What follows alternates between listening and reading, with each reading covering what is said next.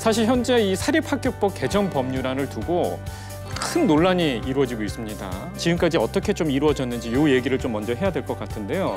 지난 이제 8월 19일에 교육위원회를 이제 통과를 했습니다. 네.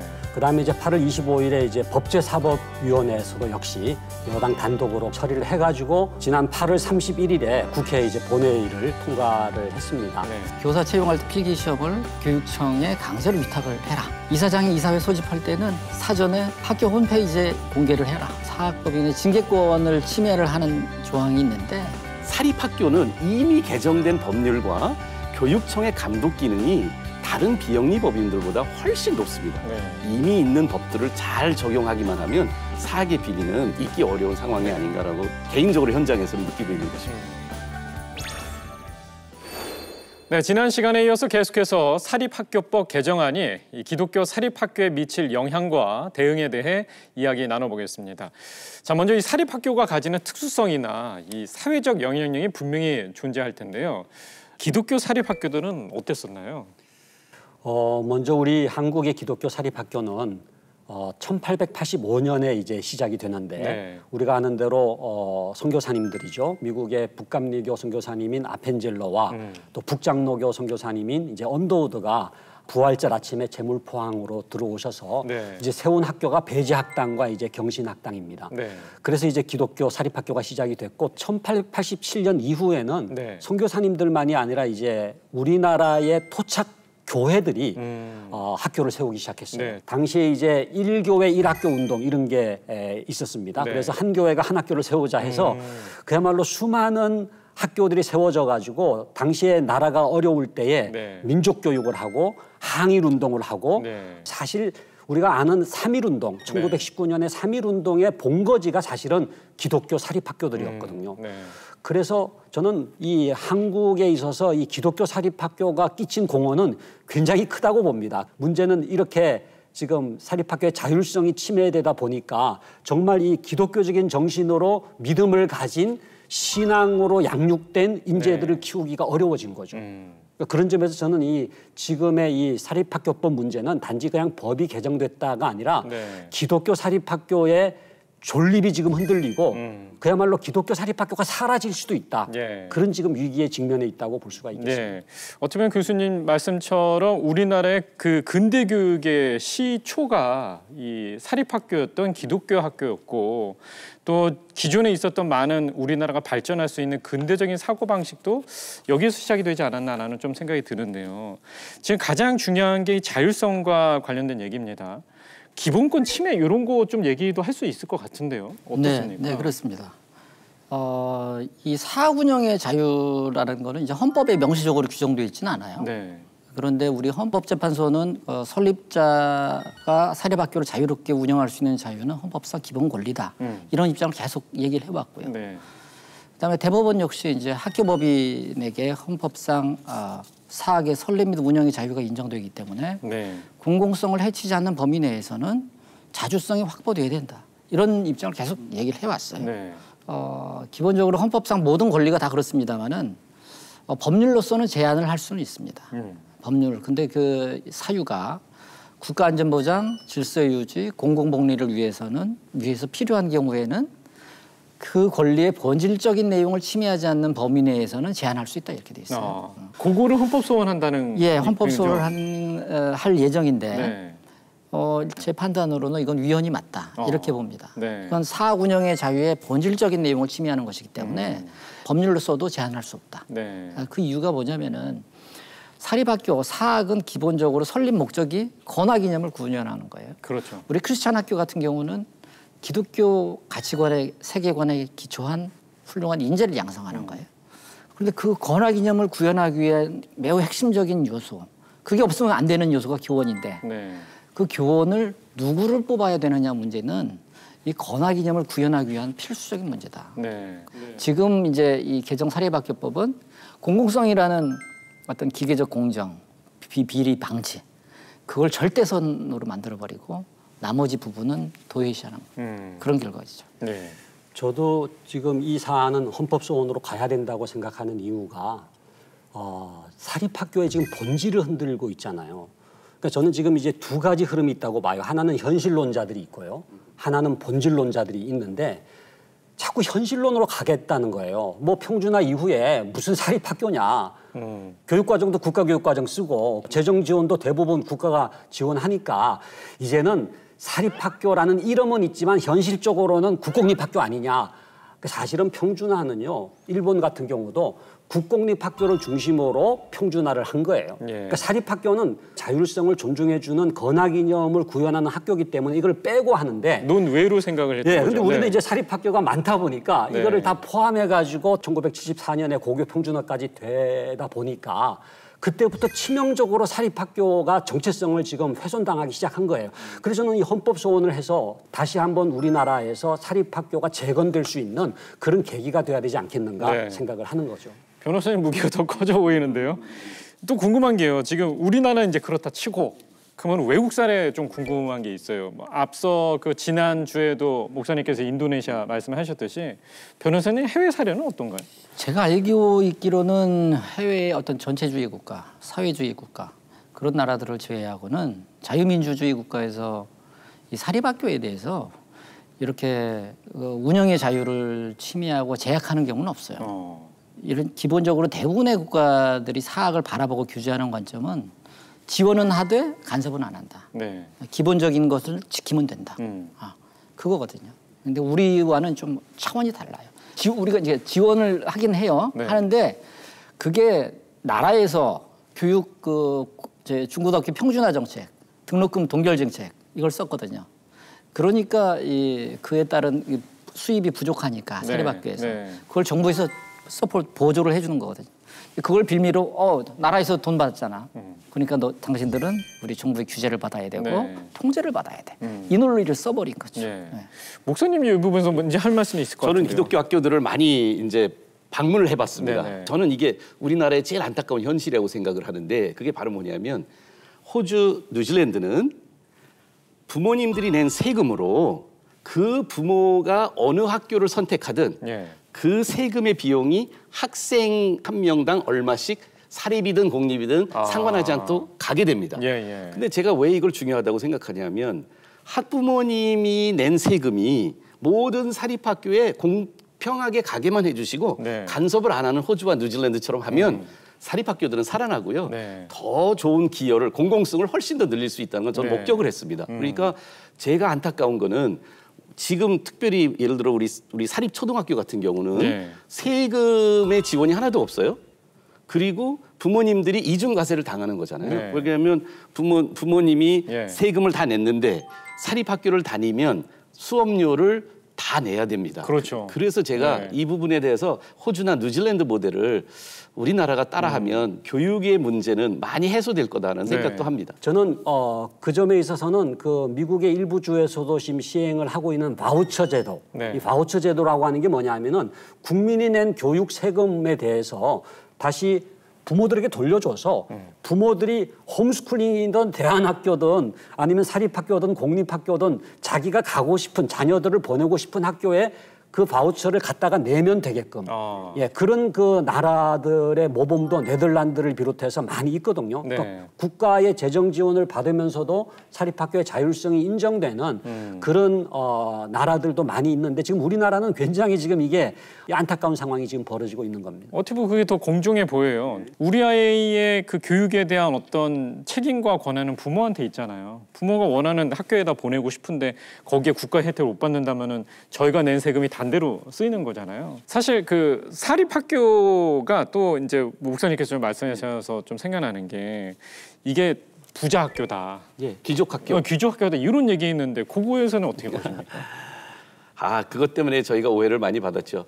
사립초등학교는 정부 지원을 못 받습니다. 법적으로 지금 안 해줍니다. 저희 학교에서 수업료를 통해서만 학교를 운영할 수 있고 교직원에 봉급을 줄 수 있습니다. 저희 학교 다니신다고 해서 더 잘 아시겠지만 1년에 한 달에 한 70만 원 정도의 수업료를 내실 겁니다. 1년을 하면 그게 한 900만 원 정도 수준의 수업료를 1년 동안 내야 되니 엄청나게 비싼 비용입니다. 그런데 사실 제가 마음이 안타까웠던 거는 한 학생을 교육하기 위해서 공교육에서 같은 지역, 지역마다 다르지만 우리 같은 지역에 1인당 1,300만 원에서 1,500만 원 연간 지원금이 교육청에서 세금으로 들어갑니다. 더 많이 쓰이게 되는 우리보다도 더 많은 더 많이 쓰이게 그러니까 되는 귀족 거네요. 학교라는 꼬리표가 네. 과연 맞는가요? 사립학교들은 더 작은 비용으로 학생들을 교육을 하고 있는데 네. 대부분의 부모님들이 사립학교를 선택하는 이유가 네. 공립에서 체험하지 못한 교육을 받을 수 있다는 거예요. 더 많은 교육 서비스를 줄 수 있다는 거예요. 네. 사립학교들의 공공성은 법적으로 이미 보장이 돼 있으니 네. 사립학교에게 자율성을 주고 무엇보다도 부모님들에게 선택권을 주면요. 저는 사립학교만이 아니라 공립학교의 교육질도 올라갈 수 있을 거라고 네. 생각합니다. 저희가 좀 더 생각을 해야 될 게 여기 이제 8월 30일 날 통과를 했습니다. 그러면은 저희가 이제 앞으로 어떻게 해야 될지 한국 교회와 한국 사립 교육들이 어떻게 대응을 해야 될지 요거를 좀 이야기를 나눠야 될 것 같은데요. 교수님께서 먼저 말씀해 주시죠. 예, 저는 우리 한국 교회가 이 지금 기독교 학교의 문제를 그냥 이거는 뭐 그냥 교육 문제니까 이 종교 문제가 아니지 않느냐라고 생각을 하면 안 된다고 생각해요. 네. 일관성 있는 기독교 교육이 되기 위해서는 사실은 교회만이 아니라 교회, 가정, 학교가 이렇게 연계가 돼야 되거든요. 네. 그러니까 그런 점에서 이 사립학교, 기독교 학교의 문제를 정말 한국 교회의 문제로 생각하고 대처를 해야 된다고 생각하는데 참 감사하게도 네. 지난 5월 달에 사학법인 미션 네트워크라고 하는 이름으로 네. 아까 말씀드린 헌법소원을 비롯해서 그리고 또 자정위원회를 만들어서 우리가 기독교 사학의 비리를 척결하는 문제는 우리가 앞장서서 네. 해결을 하고 그리고 저는 우리 교인들의 성도님들의 좀 인식을 좀 새롭게 하는 것도 굉장히 중요하다고 생각합니다. 대부분이 이제 학부모들이시잖아요, 성도님들이. 그래서 이 학부모님들이 정말 우리나라에 이런 그 다양한 기독교 사립학교들이 존재를 함으로써 우리의 자녀들이 학교에서도 기독교적인 교육을 받을 수 있는 네. 그런 사회가 된다는 게 얼마나 중요한지를 좀 깨닫게 된다면은 사실은 유권자들이지 않습니까? 그분들의 발언이 제일 세요. 예. 정말 우리 성도님들이 기도도 하면서 이 일에 관심을 갖고 네. 함께 참여를 해주신다면은 저는 얼마든지 해결할 수 있는 가능성이 있지 않겠는가 네. 그렇게 생각을 합니다. 비단 크리스찬이 아니더라도 이것을 작게 보는 게 아니라 우리 교계 전체로 바라봤을 때 문제점은 좀 인식해야 될 것 같은 생각이 드는데요. 앞서 지난주에도 좀 이야기를 나눴습니다. 이거 헌법 소원 관련해서 좀 얘기가 하고 있어요. 지금 헌법 소원을 지금 준비하고 계시는 거죠? 예, 지금 논의를 하고 있습니다. 네. 그래서 이제 개정 사립학교법이 시행일을 이제 공포한 날로부터 조항별로 좀 틀려요. 시행일이 네. 뭐 어떤 조항은 3개월, 어떤 조항은 6개월인데 예컨대 이제 교원 채용 강제 위탁 조항 같은 경우는 시행일로부터 공포일로부터 6개월 후부터 이제 시행이 되거든요. 그때부터 이제 우리가 헌법 소원을 제기할 수 있고요. 헌법 소원을 제기할 수 있는 주체는 사학 법인들로 이루어진 단체가 아니고 네. 개별 학교 법인들이에요. 개별 학교들이에요. 네네네. 근데 이제 개별 학교들은 혼자 이렇게 속된 면으로 총대 메고 나가면 좀 부담스럽잖아요. 그렇죠. 그래서 좀 여러 많은 학교들이 합심을 해서 공동 쉽게 얘기하면 공동 원고가 되어서 공동 당사자가 돼서 이제 헌법 소원을 이제 제기를 해야 될 겁니다. 네. 변호사님께서도 말씀해 주셨습니다만은 이게 단체에서 헌법 소원을 할 수 있는 게 아니라 각 개별로 이제 해야 되는 거니까 좀 용기가 필요할 것 같습니다. 이 교사 임용과 관련해서 뭐 계속 좀 이야기를 좀 나누고 있습니다만은 목사님 그 학교에서 교사를 뽑을 때 어떤 중점으로 보는 것들이 좀 있나요? 왜 기독 학교가 기독 교사를 뽑아야 할까? 네. 저는 아주 많이 고려하지 못하시는 부분들이 있어요. 아프리카 속담에 이런 말이 있습니다. It takes a community to raise one child. 동네가 네. 한 학생을 가리킨다. 우리가 교육을요, 마치 한 교실에 한 선생님이 한 분이 하시는 거로 착각하시는데 사실은 명문학교, 좋은 교육은 교육의 공동체가 그렇죠. 네네. 교사들이 또는 네. 학부모와 교사들이 함께 그리고 오랜 전통을 통해서 이 교육의 어떠한 시스템을 마련합니다. 아니 네. 우리가 왜 세계적인 학교들, 그러니까 사실 우리나라만 빼놓고요. 최고 인류 학교들은 다 사학이었습니다. 그렇죠. 네. 케임브리지, 옥스퍼드, 하버드, 예일 다 사학입니다. 네. 사실은 우리 기독교 사립학교들이 자율적으로 할 수 있게만 해주시면 저희 경험에서는 네. 우리 학교 교사들의 공동체성 때문에 기독교사 공동체성 때문에 다른 데서 보기 어려운 환경들이 많이 일어나는 있죠. 것을 네네. 목격합니다. 초창기에 한문 교육만 학당에서 한문 교육만 하던 네. 거를 선교사들이 세운 기독교 학교들이 와서 한글 교육이 중요하다고 가리키면서 한글 교육을 세운 것처럼 지금은 해외에 나가서 봉사하시는 선생님들이 네. 많습니다. 우리 주재원들이나 또는 선교사들이 가 있는 해외에 기독교사들이 헌신해서 가서 우리 한국의 그 자녀들을 네. 교육하기도 합니다. 그런 교사들이 저희 학교에도 30%가 넘는데 그게 하나님 중심이 없으면은 그게 되죠. 안 되는 그러니까 거잖아요. 기독교사의 네. 공동체성이거든요. 네, 네. 그래서 저는 기독교사들이 있는 기독학교들은 봉사하고 섬기고 새로운 교육의 길들을 열어주는 것을 목격하고 체험했습니다. 네. 그것을 없앤다니까 제 마음속에 너무 안타깝습니다. 네. 기독학교는 기독교사를 뽑을 수 있어야 합니다. 네. 저희가 뭐 앞서 얘기했듯이 학교 다니잖아요. 네. 저보다 기도를 훨씬 더 많이 해요. 그렇죠. 영성도 세고. 그러니까 그렇게 자란 친구들이 대한민국의 차세대 리더가 됐을 때 저는 대한민국이 좀 더 바르게 가지 않을까라는 좀 기대를 좀 갖는데요. 기독교 사립학교가 더 좀 바르게 세우기 위해서 어떻게 했으면 좋을까라는 얘기를 좀 듣고 싶거든요. 저는 그 우리 기독학교를 바라보는 성도님들한테 꼭 드리는 말씀이 있는데요. 우리 기독 사립학교는 그냥 학교가 아닙니다. 네. 우리의 또 하나의 성전이고 교회고 선교지. 예. 그런 자각을 좀 많이 해주셨으면 좋겠다. 예컨대 우리 선교지에 나가는 선교사를 뽑는데 어디 제3자가 뽑아주는 사람은 그냥 내보내서야 하면 우리가 내보냅니까? 그렇죠. 아니잖아요. 네. 기독학교의 그 교사는 그 선교사와 같다는 이런 생각으로 네. 바라보면은 이번 그 사립학교법 개정이 얼마나 큰 문제인지를 알 수 있고요. 전 교회 차원에서 헌법소원은 소원이고 이거 말도 안 되는 법이니까 다시 바꿔라. 이런 노력을 우리가 해야 된다고 봅니다. 네. 그래서 그런 기도와 관심이 정말 절실하게 필요할 때다. 이런 생각을 합니다. 저는 사립학교에 있으면서 네. 역사를 보면서 여러 번 얘기도 나왔지만 민주적인 절차가 아닌 방법으로 조선 총독부가 사립학교법을 제정했습니다. 네. 사학들을 죽였습니다. 그럼에도 불구하고 그때마다 네. 독립운동을 했던 거는 사립학교의 학생들이었습니다. 네.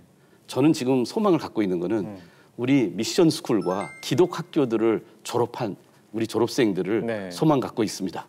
그래서 이 친구들이 정말 자신이 받은 기독교 교육 그리고 선생님을 통해서 학부모님을 통해서 전수된 그 신앙을 가지고 암울한 지금 이 시기 가장 네. 사학법 때문에 암울해지는 사립학교에 존폐 위기가 놓인 이때에 저는 우리 졸업생들한테 소망을 갖고 싶습니다. 네. 독립투사들이 될 겁니다. 네. 알겠습니다. 교수님 말씀해 주시죠. 저는 우리 한국교회 우리 목회자들과 우리 성도님들이 기독교 사립학교를 포기하지 말아야 된다고 생각합니다.